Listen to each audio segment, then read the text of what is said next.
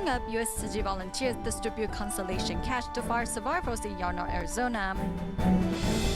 We visit farmers in Myanmar to see how Tzu Chi's rice seedlings have improved their lives since 2010. Welcome to Daily Headlines. I'm Helen Liao. Thank you for joining us. When Typhoon Sulik swept through Taiwan last weekend, many places suffered damage, including Hsinchu's Wufeng Township. The roads into the township continue to be blocked, trapping some 3,000 residents. The county government has sent help through dropping supplies by air and has also transported 2 people that needed immediate medical attention to a nearby hospital. Tzu Chi volunteers were also on site to help pack relief items and offer assistance wherever needed.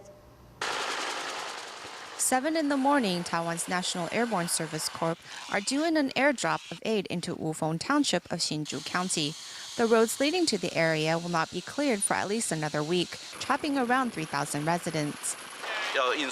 We are transporting about 6,000 kilograms of supplies, which include rice, instant noodles, drinking water, and cans of food. Tzu Chi volunteers were on site early to start packing up the supplies.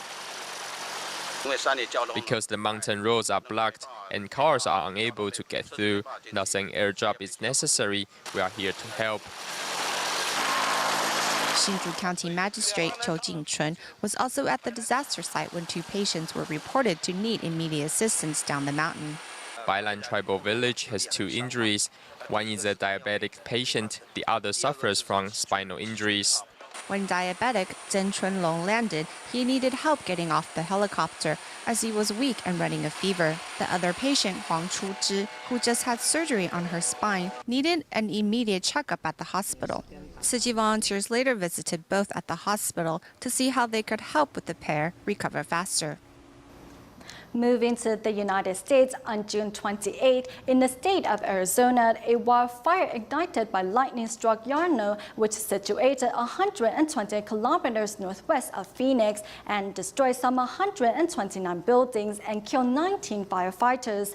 The fire was finally contained on July 10th, after which Tzu Chi volunteers arrived 3 days later to bring emotional and financial support to the fire survivors.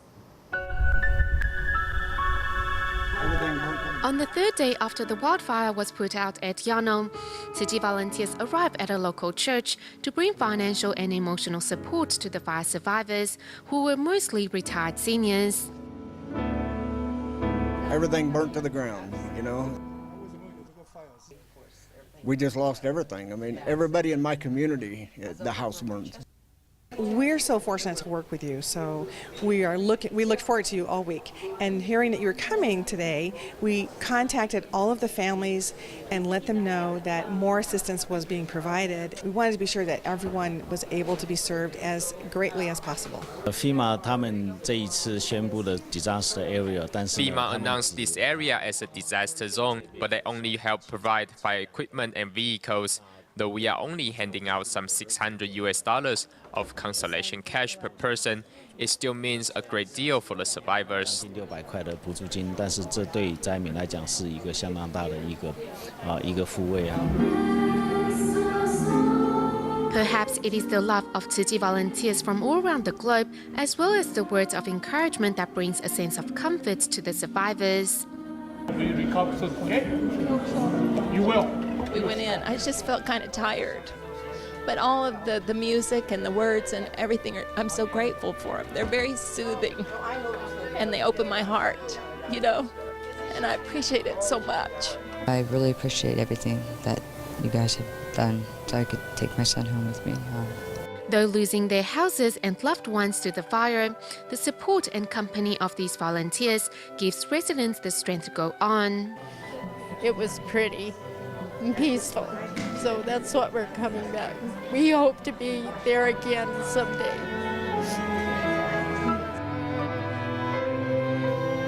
At the Yarnell Hill fire in Arizona of the United States, 19 firefighters had lost their lives while at their post, resulting in the highest firefighters' death toll since the 9/11 attack. Besides helping fire survivors, Tzu Chi volunteers also visited the Yarnell Fire Department to offer their condolences. Some of the firefighters' pictures here, and then there's a placard over there for the other ones. The youngest one, I think, was 21. We heard that there had been perhaps some firefighters that may be injured or maybe burnt. So we put together a rescue team. Later on, several hours later, we finally discovered that there were no survivors. Looking out into the distance, the American flag indicates where their fellow co-workers had given their lives to the wildfire. I went up to the site where it happened at, and I looked down. It got real cold, and my hair started sticking out, and my heart started going. And I looked down, and I went down, and the zipper was laying there. It's like it was his. He was telling me to pick it up. We lost 19 of our family members, and the sad thing is we had to keep working. A group of us went to go get them, but the rest of us had to keep fighting the fire. And that's the difficult thing, because you know that, in your heart you're very sad, but you also know that you have an obligation to the residents to continue to do what you need to do. He's a hero. He's my best friend I'm losing. Though the fire was finally contained, the work of these firefighters continues as they patrol the community to help survivors rebuild their homes. The ground cannot absorb the water, and so what will happen the water will run off, and by putting the sandbags there, they will help the people not get the water flooding back into their homes. The monsoons bring a lot of rain. As you can see, we got a lot of cloud buildup today. It's not even a job, it's not even a career, it's a life. It's my life, so others can live as well. Also in the United States, to introduce Tzu Chi and inspire more people to help those in greater need, Atlanta Tzu Chi volunteers held a seminar at Dacheng International. But first, let's go to Silicon Valley, California, where volunteers shared Tzu Chi's relief efforts in the aftermath of Hurricane Sandy and earthquake safety tips with staff members of a local company. At school, teachers teach students the first thing to do in the case of an earthquake is to hide under the table. It is a bit different compared to China, and remember, don't rush out of the building when you encounter a tremor. Today, U.S. Tzu Chi volunteers are holding a seminar at a local company in Silicon Valley, California. A volunteer who joined Tzu Chi's relief work in the aftermath of Hurricane Sandy is also present to share his experiences. We saw many people lined up since midnight until 8 o'clock in the morning. The reason why they were willing to wait for a long period of time was because they felt respected. Touched by Tzu Chi volunteers' selfless devotion, a staff member says she remembered attending a disaster relief training program with Tzu Chi volunteers years ago. It was 10 years ago on the weekend, and I remember it was probably a 3 to 4 night long seminar. I remember more than 20 people took part, and 3 or 4 attendees were from Tzu Chi. I feel that whether it is here or back home, Tzu Chi has slowly influenced us all and inspired us to do what we can to help the less fortunate. Meanwhile, in Atlanta, volunteers also held a seminar at Dacheng International. Through clips, volunteers shared with employees Tzu Chi's efforts following Hurricane Sandy. These days, Thanlyin talk to people, ask volunteers that let's not forget about how we started. So it is not the amount of the donation that matters. 47 years ago, Tzu Chi started with the help of housewives who saved money from groceries to help the poor. Now Tzu Chi works with people from around the globe to do good deeds. In future, may we can come back? Can we come back, to have more interactive and to learn more about Tzu Chi and your I think that, yes, because the need is ever ongoing to be good, kind human beings, and so we will partner for the future. In the years to come, Tzu Chi volunteers hope to join hands with corporations and spread the rays of compassion far and wide.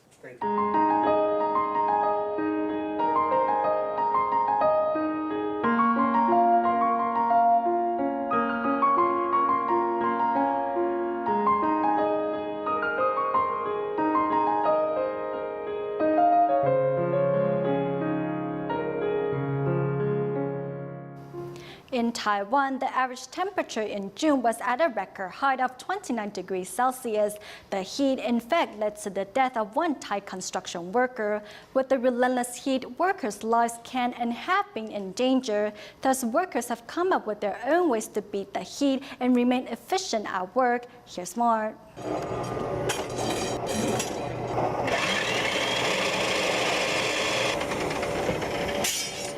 Securing steel bars before fixing on the formworks and pouring in the cement, the skeleton of a building is basically set up. Later, plasterers surface the wall with reinforced concrete.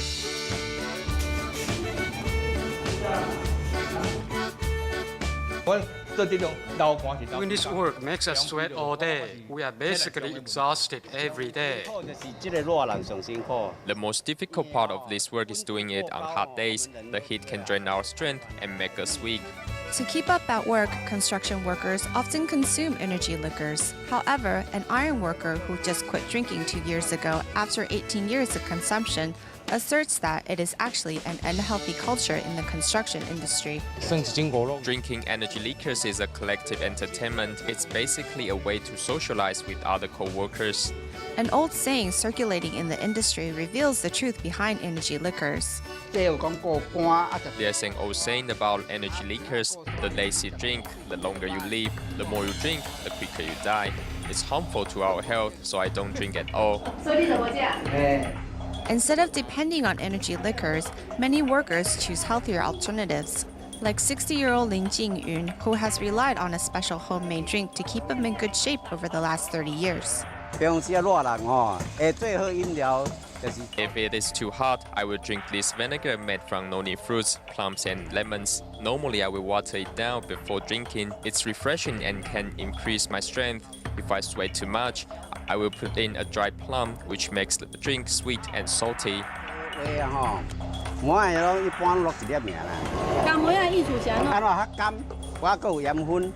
A small sour and salty dried plum can naturally replenish the electrolytes lost through sweat over long working hours. Other than homemade drinks, some workers choose to drink a cup of tea to calm their hearts. In fact, recently, construction companies are taking the health of their workers more seriously, and many have banned the use of energy liquors at work and arranged for rest areas for workers. When they have a place to take a rest, they are less likely to rely on energy liquors. Now able to take a rest in cool areas, workers no longer have to rely on energy liquors to replenish their energy. Through thoughtful management, construction companies can not only better safeguard their workers' health, but also ensure a higher quality of buildings. In China's Tianjin city, Dai Technology is taking part in the 4th Taiwan Trade Fair that runs from July 15th to 18th. Other than showcasing products made from recycled plastic bottles, recycling volunteers also seize the chance to promote environmental concepts to exhibitors. Furthermore, with the help of a Taiwanese businessman, many exhibitors decided to donate their recyclables to Tzu Chi to show their support. This is the scene at the 4th Taiwan Trade Fair held in Tianjin City, China. At the Dai Technology booth, members of the public show great interest in clothing made from recycled plastic bottles. Over the years, more and more people in Tianjin City have become environmentally aware. Before, not many people would purchase eco-friendly products, but this time I feel that the local residents are very supportive of our items. Touched by the volunteers' gestures, many Taiwanese companies donate their recyclables to Tzu Chi and lend out the use of their storage area so that the volunteers have a place to store recyclables and rest. Seeing the Tzu Chi brothers and sisters working so hard at sorting recyclables, I think we should provide them with more places to practice recycling. There are many young people that are willing to join their ranks. It is great to see this happening. This year, we're here at Tianjin City. All of us are touched by the Tzu Chi sisters' gestures. I feel that if everyone can contribute their share and practice recycling, our planet will become a better place. In the world of Tzu Chi, the master is our knowledgeable advisor, and I am very happy to follow in the master's footsteps. Before, I would always wait until Tzu Chi brothers or sisters assigned me work, but now I am a more active volunteer and I want to devote myself to Tzu Chi's missions. Through the exhibition, Dye Technology not only hopes to promote eco-friendly products, but more importantly, pass on the concepts of recycling to members of the public. In 2008, Cyclone Nargis swept through Myanmar, destroying houses and crops. Starting in 2010, Tzu Chi started a rice seedling program in 29 farming villages in Thanlyin Township, aimed at giving local farmers quality rice seeds and assisting them with production to help ensure they can one day be self-sufficient. Now, 3 years on, the crops have increased. Let's visit the farmers to see the progress they have made.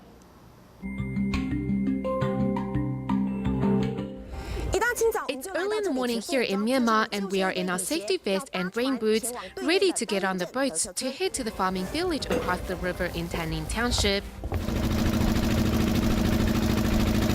This 15-minute boat ride across the river is actually very dangerous, as high tide frequently happens throughout the day. Once the boat lands, the farming village is still a ways away.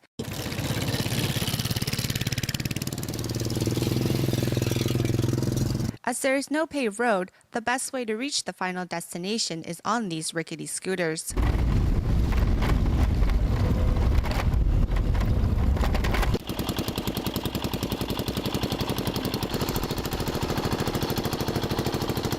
Reaching their destination, volunteers see the village head, Ong Ming, driving a tractor in his rice field as it is currently summer planting season.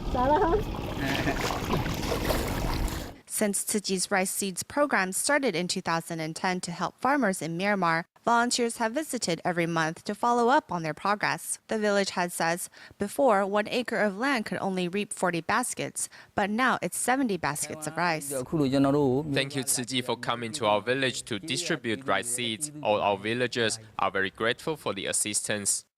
The success of the program can be seen everywhere in this farming village, like at Dama Cho's house. It's nearly lunchtime and she is busy preparing a meal.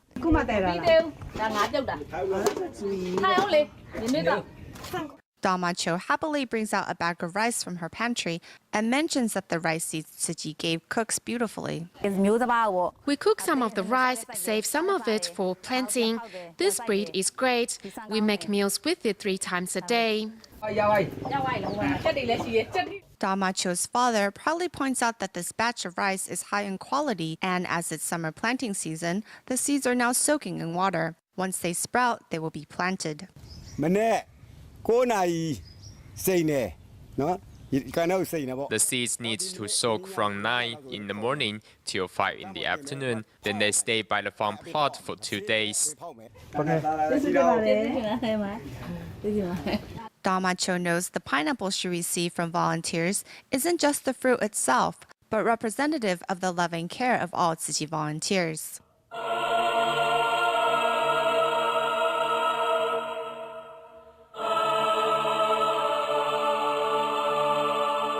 When Cyclone Nargis hit, it destroyed houses and farm fields. Thankfully, Tzu Chi volunteers arrived to help farmers on the road to recovery.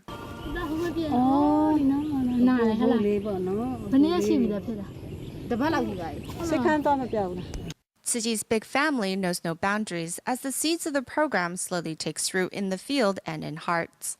When Cyclone Nargis swept through Thanlyin Township, local farmers felt hopeless at the destruction left in its wake. Thanks to Tzu Chi's successful rice seeds program, residents have regained a sense of security in facing the days ahead.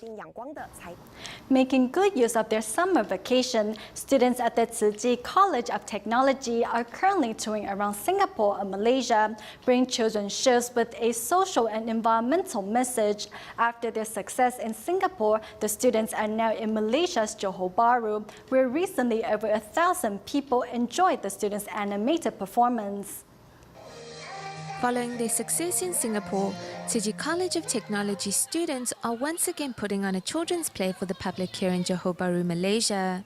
Not only is the play entertaining to watch, but holds a message for all the children watching.